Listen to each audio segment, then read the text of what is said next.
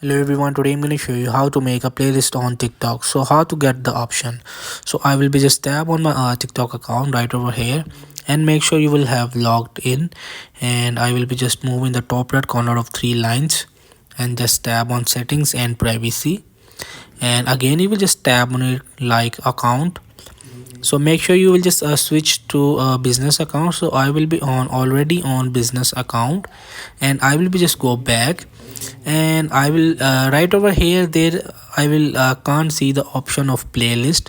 Maybe I will be in a Asian country, or my region is not acceptable for this playlist option.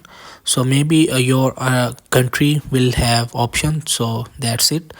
So hope this video help you. Please don't forget to like and subscribe and get notified for more videos.